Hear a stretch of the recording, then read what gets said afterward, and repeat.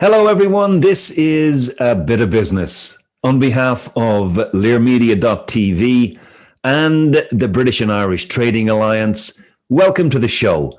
My name is John FitzGerald. A Bit of Business is all about bringing interesting people and interesting topics together. And once again, today is no exception. Our interesting topic today is resilience, a subject that is relevant to all of us as we navigate these challenging times. We have two special guests today.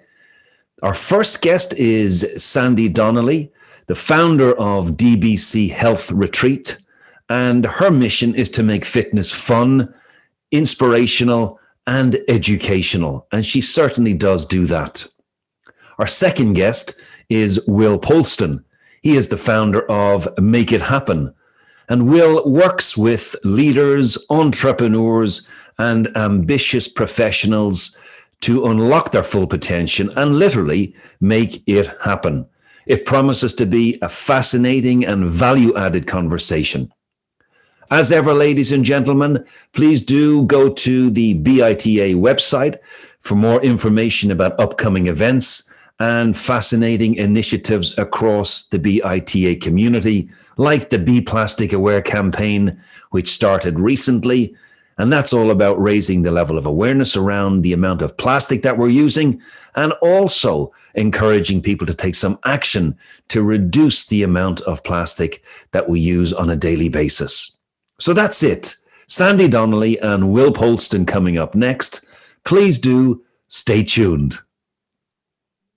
And we're now live with Sandy Donnelly and Will Polston to talk about resilience, specifically the physical and mental aspects. Welcome to you both. Thank you. Thank you. A very quick rapid fire question. Your best prediction for when we'll be able to conduct our next interview face-to-face in a pub. Sandy? Oh, predictions, May the 5th. May the 5th. Will? Oh, we're going accurate. I'm going to say a little bit later than that. I think middle of June. Oh, I look forward to that. Won't that be a real treat for us? Oh. Anyway, look, resilience is a topic that is relevant to everyone watching today. And even if people wouldn't admit it, in fact, probably especially so if people wouldn't admit it, because so much has been thrown at us over the last 12 months or so, it's pretty hard not to feel a little overwhelmed or stretched in some way, shape, or form. But there is hope. And our special guests today are purveyors of that hope. Sandy and Will are experts in the physical and mental aspects of resilience and the tools that we can all use to feel a little bit more in control. Sandy, you're well known for your healthy retreats in very pleasant, sunny locations, in fact, and you've recently started to run those remotely, given the times that we're living in. And in fact, you just ran one this past weekend, and it went really, really well, because I know I talked to some people who were on it and they were raving about it. So good for you. A slight pivot for you in your business, but it's working out well. Will, you're a certified coach, an NLP master practitioner, and a TEDx speaker. You help people live purposeful, inspired, and energized lives. 11 months in, you've hit 20,000 downloads of your Make It Happen podcast last week. So congratulations and well done. Clearly, people are listening. Good for you. Thank you. So either that or my mum's just got it on repeat. Well, it's working too. So good stuff. But let me start on the physical side of resilience with Sandy, please. And I saw a definition recently, so let me just read that out. Physical resilience refers to the body's capacity to adapt to challenge, maintain stamina and strength in the face of significant demands, and recover efficiently and effectively when damaged. Sandy, is this a fair summary? And also, what physical impacts have you felt personally and seen in the people that you've worked with over the last 12 months? I think that's a very fair statement. I think particularly it's been challenging, but particularly this lockdown, because we've obviously got not the such good weather. It's a bit more strict, you know, as in to be able to go out and get some physical activity. So building that physical and mental resilience through this lockdown, I think has been a lot more challenging. And particularly I'm a hands-on person, so I train people directly, see people face to face. I hug people, I can't hug anybody. And my health retreats, I bring people, small groups of people abroad to nice destinations, and all of that has gone. So the only way for me to make any adaptation was we've got to go with the flow and go with what's going to work for people, because this is for the unforeseeable future. We don't know how long this is going to go on for. So virtually has been the way forward, and I think it will continue this way. So the challenges there are, obviously you're not seeing somebody face to face. So I know a lot of people who would be normally active and outside, or, you know, getting their exercise.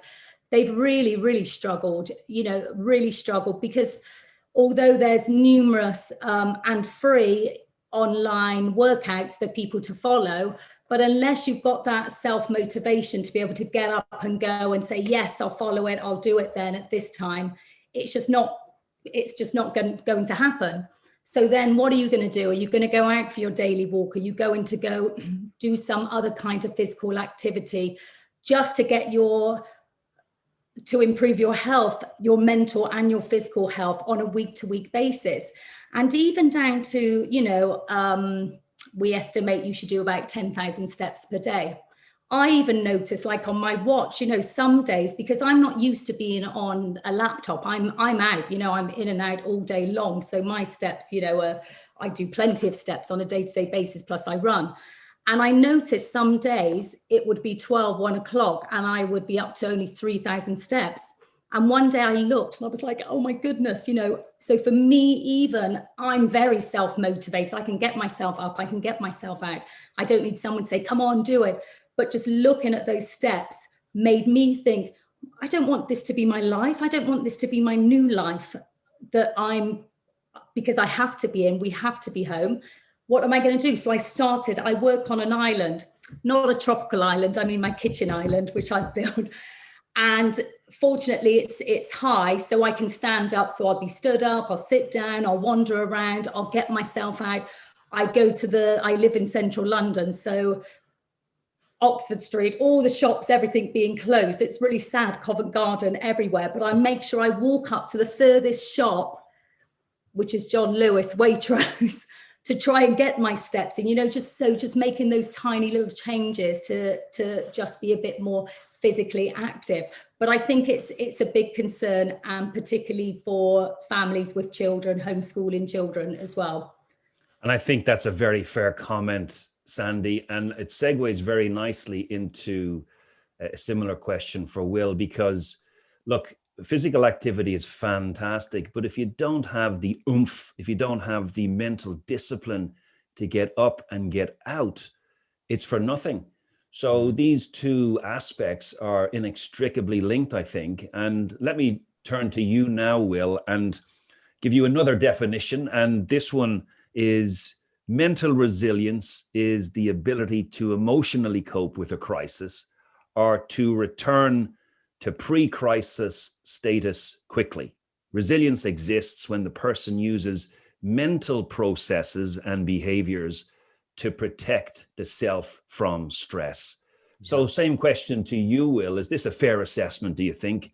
And what mental impacts have you felt personally and then seen in the folks that you've worked with over the last 12 months? Absolutely. I definitely think it's a fair assessment. I think there's a couple of things I want to pick up on. I'm sort of, as you mentioned, trained in neurolinguistic programming. I'm very particular about language, and quite often I'll study the etymology, the original origin of a word, to get a true understanding of how we're using it. And the word crisis, if we take the word crisis in Chinese, they have two brush strokes for the word crisis.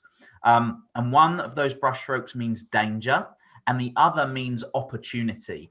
In any crisis, we have an opportunity, and there's an opportunity that we can take if we choose to.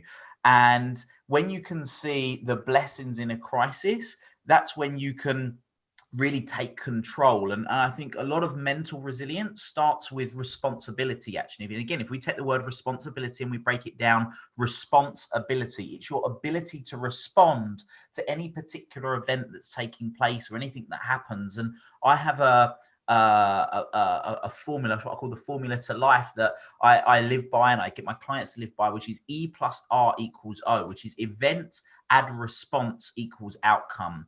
And an event is any form of external stimuli, anything that could happen, a situation, or being told about a new tier system, or not being able to go out, or not being able to do things.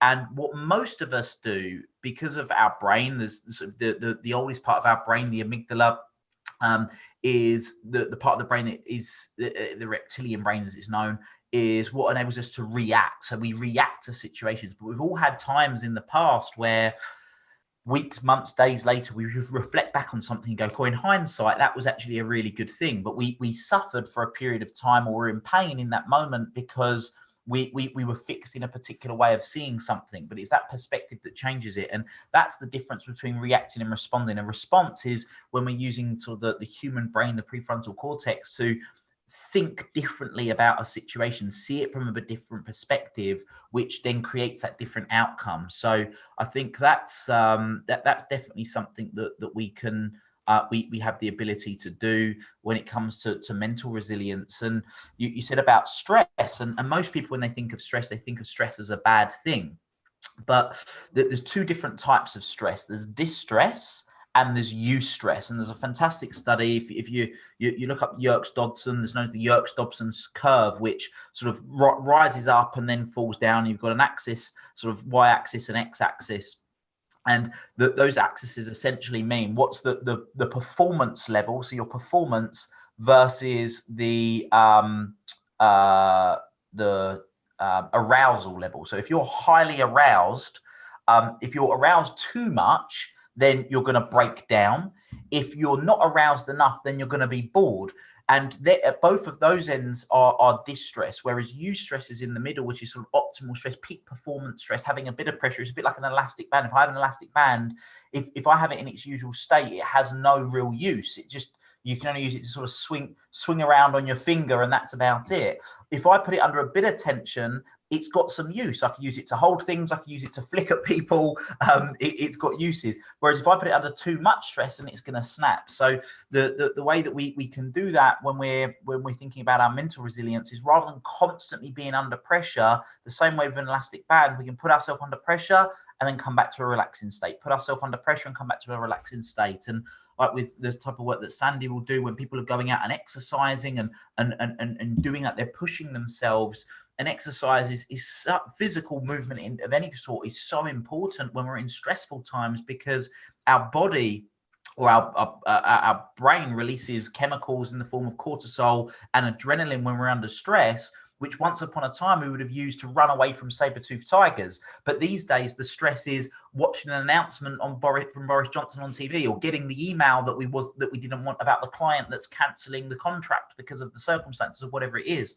And when we go out and exercise, we're able to burn off that cortisol and that adrenaline to help bring ourselves back to the appropriate state that we want to be in. So I think it's a great summary. And what you're talking about there, Will, is spot on. And I'm thinking in the context of sport, because a lot of athletes talk about getting into the zone. And that's exactly, it's the peak performance time. So when you wake up first thing in the morning, you're not going to be at your best, optimally fully charged, fully focused. You're sort of waking up, and then as the day progresses, you get into important meetings perhaps, or you're playing a round of golf, or you have to be very focused on a task, and your senses are heightened, and you can really sort of laser beam onto the task at hand to perform at your best. And you're absolutely right. Sometimes at the very end of the day or the end of the week, if you've been overstretched throughout the week, you're sort of beyond the limit of the optimal zone, and your performance drops off. So in the sports context, in the professional context, this is hugely relevant. And could you both, perhaps, maybe Sandy, you could start here, just give us a sense for some of the consequences that you have seen in folks that you've been working with over the last 6 or 12 months on the physical side, because of lockdown and because of the lack of ability to get out and be physically active or be motivated to go and be physically activated. Definitely huge changes, visible changes. I think one of them is definitely mood, people's mood, because physical activity is as good for the brain as it is for the body. So this can change people's energy levels, so their mood changes, their stress levels, etc. And weight gain. This is one of the huge ones. So if people are spiraling into this already, they're gaining weight because they're not being so active, they're not eating as healthier, so the mood is changing, the energy levels, the stress levels, and this is all spiraling into one. So I'm trying to snap people out of this. And one of the things I've said, particularly in this lockdown, come on, let's get something out of this. Let's achieve something. Why wouldn't you be delighted to come out of this and say, actually, changed my body shape, or I lost those few pounds, I did couch to 5K, something as simple as that, some form of physical activity, which they may not have usually done, or been used to. But I can see people drifting away from me. They'll then dip back in again. They go off again. And I'm trying to continuously, come on, are you okay? To motivate them and to lift them up. And I mean, even myself on a personal level, I've been affected financially terribly. I lost everything really for the last 12 months. There were none of my health retreats have been able to go ahead, and we still have that uncertainty of, well, when will we be back to normal, that people can fly, or they're not afraid to, should we book that ticket? And I totally understand. And then, so I can't take the risk of booking it either. So for myself, sometimes I'm like, okay, I've got to motivate myself also to be able to motivate others. Thank God, I'm quite motivated. I'm a very positive person. So whatever gets me down, I can pick myself up, thankfully, quite quickly and say, right, next thing, what can I do? Hence the adaptation to the virtual training. But, calling on people, messaging them, and not just not to get work from them. It's on, because I'll be honest, I've not charged for anything I've been doing over the last, except for the retreat recently, over the last year, because I want to help people. I think it's a genuine cause for people, because you're going to see them with this extra weight loss and with these different moods. And, some of my friends who have young children they're really being affected. They're working, full time, mum and dad's at home, tearing each other's hair out. They've got small children they're trying to occupy. I mean, I've set up as well some movement and meditation for children. So I do these sessions to do some yoga moves, a little meditation in a childlike way, because kids are being affected. And if they can't even take them to the park or, outside for a bit, I can understand it's very challenging. So. And Will, I guess when you've been working with folks and you've sort of moved to a virtual model as well in the last 12 months. So can you comment on how people are presenting to you on camera and what they're thinking, what their motivation is? And also, can you give us a bit of an insight into the whole area of behavior change and what it takes to actually change behavior? Because it's really hard. It's really hard to change your own behavior, never mind motivate somebody else to change their behavior. And remote leaders now are trying to change the behavior of organizations. It's extremely challenging. So perhaps you could comment on that as well, and on what you're seeing. Absolutely. I mean, I'm very fortunate that I work with a lot of entrepreneurs and business owners who typically have a tendency to want to solve problems. Generally they're problem solvers. So it's like, right, these are the cards we've been dealt. We'll roll with it. You know, Sandy just mentioned she's had to change everything, do things very differently. I know you've had to do things differently, and so many other people that I have that are in that world that have had to evolve and adapt and change. And that's kind of second nature to a lot of the people that I work with, because they're just used to dealing with problems anyway. I think what definitely has impacted so many people is that it's been such a dramatic change, and being able to let go of things that are out of their control. And that for me is where I really see the suffering. The people that really are suffering are the people that are trying to control the uncontrollables, and just rather than focusing on what they can control, which are within their realm of control. We've got what we can control, which I'll share with what they are at the moment, and we've got things that we can influence, but there's certain things that we just have absolutely no involvement over, and we can fight against it. But it's like swimming against the tide, you know. We can keep swimming against the tide and go nowhere, or we can get in a boat and let the tide take us, but sort of use a rudder to steer us in a bit of a direction. So the three things that we control ultimately are our perceptions, our actions, and our decisions. That's it. That's all that we ever control. So if things aren't going the way that we want them to be, then we have to change that. One of my favorite quotes is, if you don't like something, change it. If you can't change it, change the way you think about it. And that's something that definitely needs to be done. And then when it comes to changing behaviors and habits, I am a huge fan of a particular model. It's not my model, but I'll share it with a guy that came up with this many years ago called Robert Dilts, and it's called neurological levels of change. So when most people want to change, they change at a behavior level, which the best way of using an analogy is a bit like a stream, right?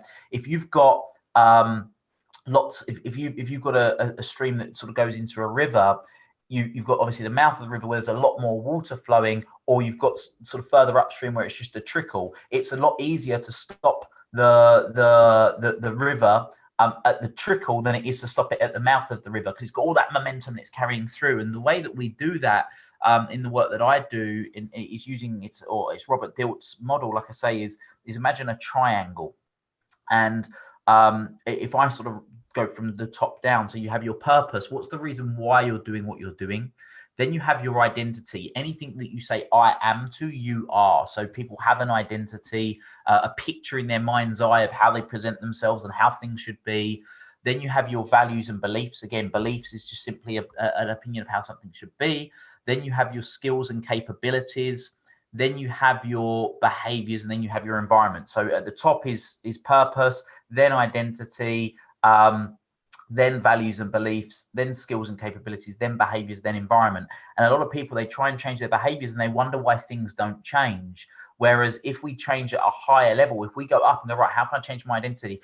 Do I need to change my values and beliefs? And that's the paradigm that a lot of people have had to change this last year, is how things should be. Work should be going to an office and operating, whereas actually I can change my belief around that, and then my behaviors around work start to change, and so on and so forth in that instance. So that's the basics of it. But like anything, and Sandy no doubt will have some great tips on this as well. I believe with any habit that you're looking to change is start small. You know, whatever that is, enable yourself to build that momentum, rather than going for these radical shifts, which are great when you've got lots of willpower and it's new and it's fresh, but you want to make it so easy that you can't say no, even on the days where you don't really want to do the change, whatever that change might be.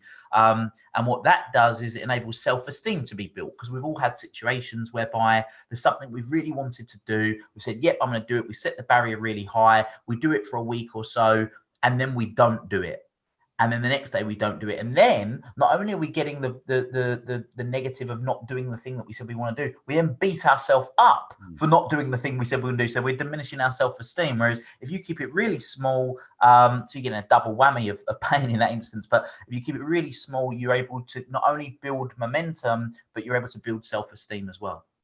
Well, you know, if you start small, if you write it down, if you communicate it and talk about it, and you have other people involved in helping you achieve what you want to achieve, that gives you an optimal chance, I think, of changing your behavior and succeeding in getting that momentum. And it just reminds me of our session a couple of days ago, Sandy. Actually, yesterday morning, Sandy had us doing high interval, intense training for 10 minutes on the Zoom call. And it's been quite a while since I've done HIT training, Sandy, and I'm a little sore today, but we started small and you just sort of feel like you're getting a bit of momentum. So now, folks, I want to get a little bit more scientific here. And, you know, I'm quite interested in literature and scientific studies and all that sort of stuff. And I saw an article, it was a recent paper in the European Journal of Neuropsychopharmacology. Try saying that after a couple of pints of Guinness. It was published mid-pandemic last year, and there's a quote in there that stood out for me, and I want to just touch on one point in this quote.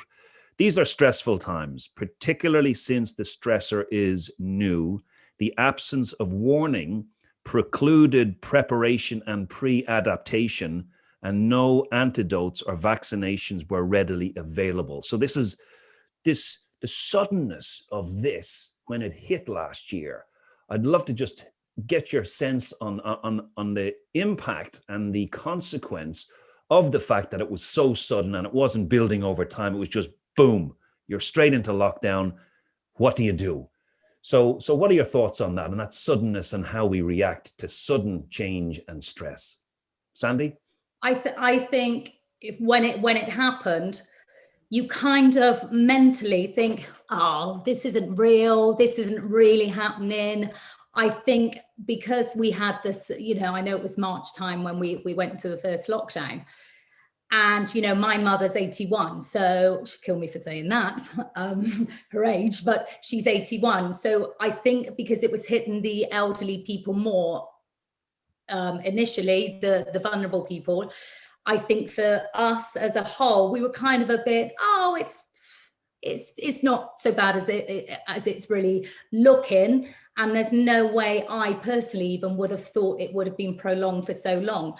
I mean, and for us to make adaptations, so on a business side of things, for me personally, I was kind of like, oh, it's fine, you know, I'll work on a few other things. But then it's like, okay, what other things? So I adapted, tried to work on a few other bits. And then I think we got to September, October, and I thought, okay, these other bits I'm working on, I better up my game a bit on a financial perspective. Hold on, I want my business to work, but when is this over? When are we coming out of this? We don't know. There was the uncertainty still. So I started to even look for work, which I was like, I don't want to have to work for somebody when I work for myself. You know, I don't want to have to start this. And in a way, it was like, as you were saying, Will, about setting yourself goals, set them small. I think I was setting myself then these really super high goals, as in, I need to get a super duper job. If I'm going to work for someone, it has to be the most amazing job, because I feel I've let myself down. I feel I've failed. I'm this big failure in life. And so I started to look and spending ages on these applications. And I was setting myself up to fail already, because my CV had to be adapted each and every time. And I'm like, okay, well, I have done that in the past, and I used to be this, and I'm trying to piece these things together. But it was having a bit of a negative impact on me. And so I thought, oh, I don't want to be failing. This is making me feel worse. Let me go back to what I love, what I'm so passionate about. Let me make this work. So I just kind of got the focus back to where I personally want to be. And I know this has been for a number of other people. And I just want to mention also, when I've known Paul Whitnell for many, many years from the Irish Business Networks years ago, when I was involved with all of them. And he'd called me and he said, oh, Sandy, you know, we're thinking of doing this in January, this BITA boot camp. And, you know, do you want to be involved? And I thought, I don't know, what, 3 mornings a week, 8 a.m., I mean, I'm up early every morning, but that means I've got to do my hair and makeup, look a bit presentable if I'm going to do this.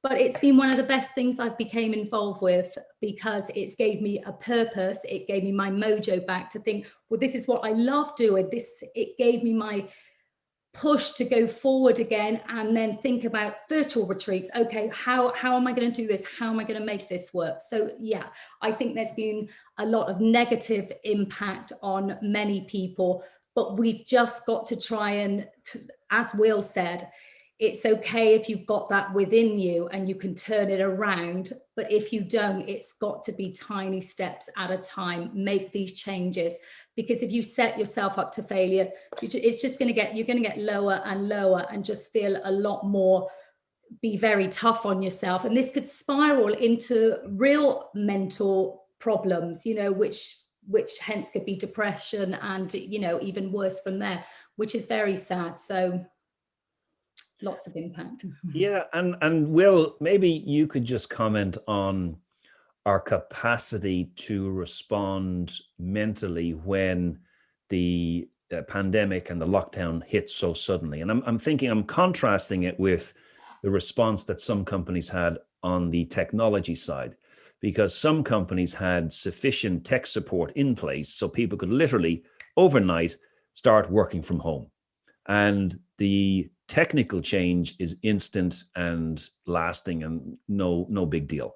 However, the physical change and then the mental adjustment is a completely different ballgame. And you're playing catch up. Well, I'm not sure. Do I like working from home? How does the technology work? Should I start work early? How long should I work? Can I take a break in the middle of the day for 2 hours or 3 hours? All these things are sort of going through your head because suddenly you're forced to do something quite different. So could you comment on that, Will, and our capacity to respond effectively in that stressed situation? Absolutely. It comes back a bit to what I was saying before about responsibility, right? So the beauty of, if you take 100% responsibility for anything that's going on in your life at any given point, you're in power. Now, things will happen that aren't your fault, right? But they are your responsibility. And if we always come from that place, then we can always be empowered to be able to create an outcome that we want. And you're exactly right. Some businesses were set up in a way where it was much easier for them to pivot and change and adapt because they'd already had certain technologies in place. Some people didn't.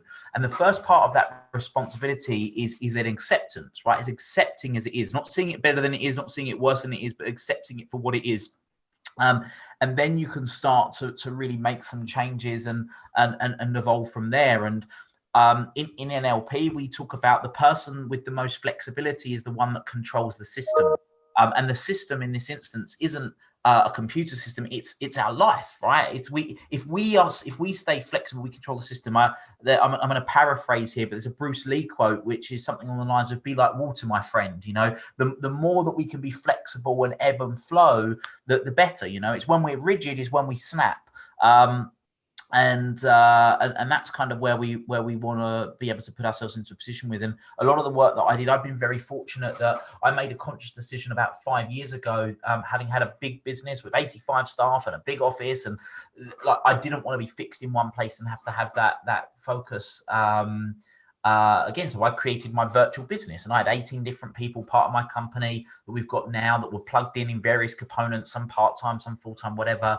And we all work virtually. So I've learned over the last 5 years what works and what doesn't work in a virtual capacity.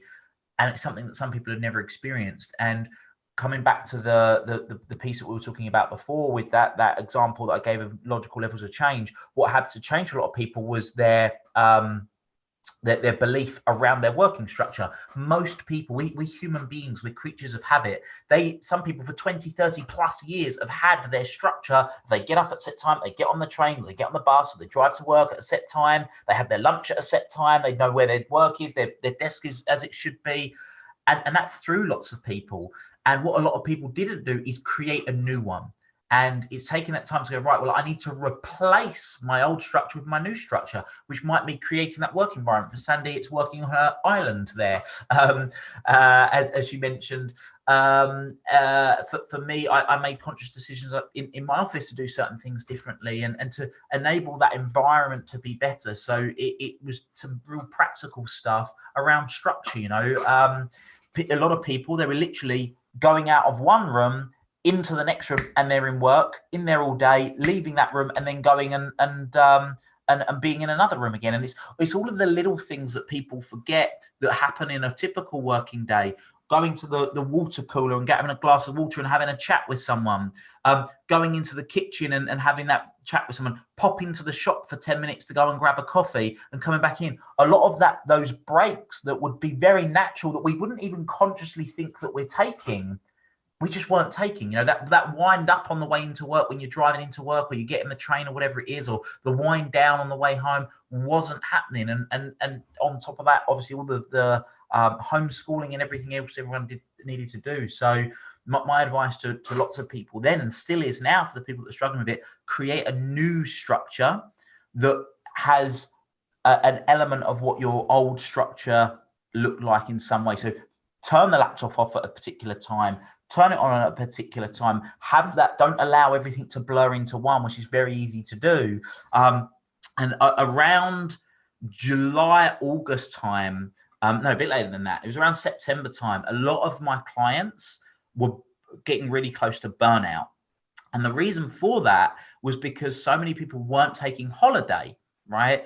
Because most people think, I don't want to use, at the time we were hoping it wasn't going to last long, so they didn't want to use up their holiday. What's the point in taking days off work just to sit in my living room? I might as well be working, was kind of the approach that a lot of people had. But that they wouldn't do that normally. Every 3 months, they might have had a few days off or had a break. And that's not even necessarily gone to another country. Or gone to another part of the UK, which obviously we can't really do right now. But they weren't taking that break. And I think that's really important as well, is again, I'm going to paraphrase the quote, but it's something along the lines of, without silence in music, it would just be noise. And we need to have those silence. We need the blank space in between what we're doing to not feel like everything's blurring into one, and to give ourselves some time to just release.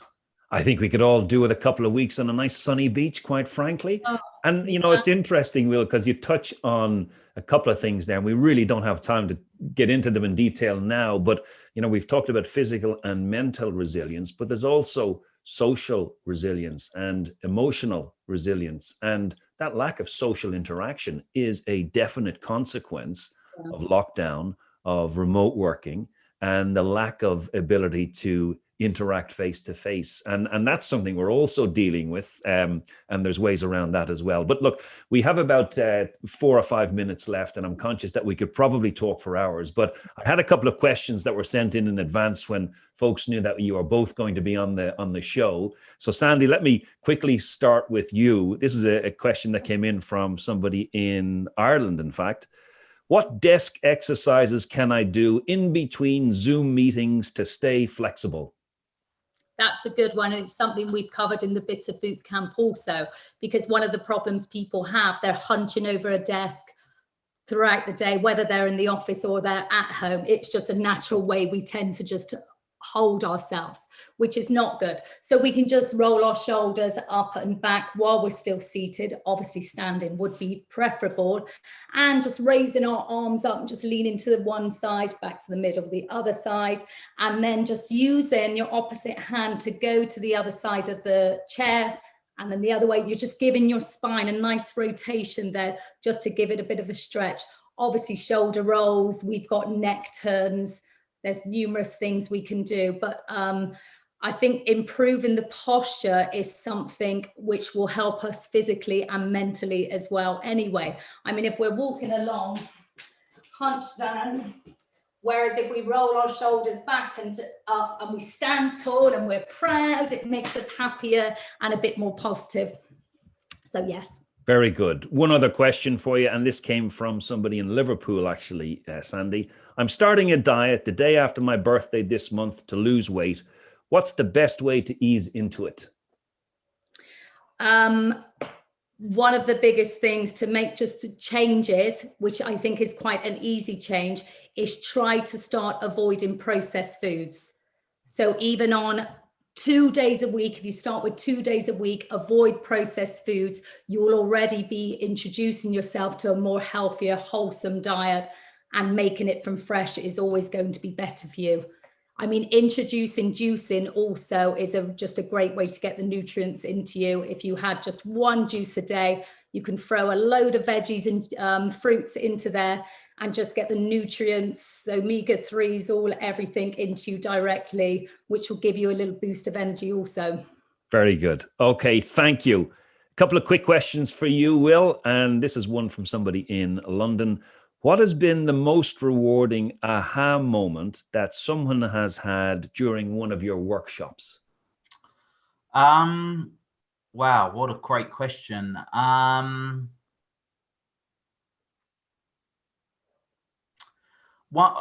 that stands out, because it got said to me recently, was with a particular individual who'd been in therapy, 8 different therapies over 10 years, and just saw a tear of inspiration in his eyes when he believed, we changed some sort of internal dialogue that he had around some stuff from the past that enabled him to really progress and see a future.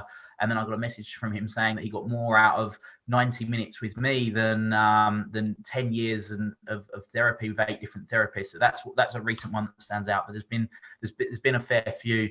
But yeah, that's just a recent one that stands out, which was pretty cool. Very good. And one other question for you, Will. Who is the most famous person you've ever worked with? I suppose defines to work with. Obviously, I've got to be mindful of client confidentiality. We won't tell anyone. Actually, working with as a client, I have. Let's see, who do I know that I can definitely talk about? Well, you could genericize, maybe football players or. Yeah, so I've had the privilege of consulting for one of the most current boxing champions. I had the privilege of working for many years with one of the winners of Britain's Got Talent, and a lot of the work that we did has sort of had an impact on their career. So that was pretty great. But yeah, there's a couple. Very good. Look, I'm conscious that we have about a minute left. So Sandy, I'll go to you very, very quickly. When it comes to physical resilience in these challenging times, what's your number one tip to help people be more physically resilient? If you can get yourself out 3 to 5 times a week for at least a minimum 20 minutes, even if it's for a walk, just try to escalate that heart rate up a little bit so you feel a bit breathless as you're walking, you're talking. If that's the best you can do, it's better than nothing. So rather than just staying in, get yourself up and out. Obviously, I'd love to say go for a run, do a boxing class, whatever, but let's be realistic. And just if you can get yourself out and be a little active and stay hydrated, water's very good for you. You've got to drink plenty throughout the day. Great stuff. Get active, drink water. Will, same question to you. Mental resilience, your top tip for us all to help stay mentally resilient. One of my personal, so pretty much non-negotiables is meditate, actually. So meditate. People that aren't familiar with meditation, then they can use apps like Insight Timer, which are free, which are really good guided meditation. I'm a huge fan of. So meditation would be one. Do a daily practice. Get my words out. A daily practice of gratitude.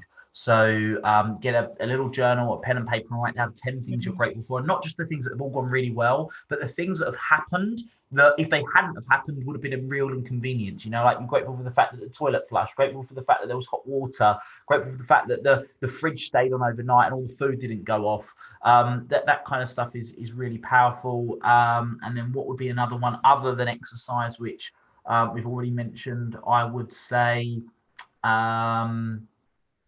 what's another one that I would say for mental resilience? Have a clarity of your vision. So keep really clear on where you're going. I'm a big believer that clarity creates certainty. Certainty creates confidence. So if you get really clear on where you're going, if lots of things have had to change over the last year, so that vision of where you're going is a bit different, then fine, but get clear on where you're going, reverse engineer that. So if it's an ultimate vision for 20 years down the line, for your personal and professional life, then 10-year, 5-year, 3-year, 1 year, 90-day, 30-day, create that trajectory of where you're going, have a plan of goals, so that you've got something to aim towards, so that every morning when you wake up, you've got something to look forward to, is something that will be really powerful.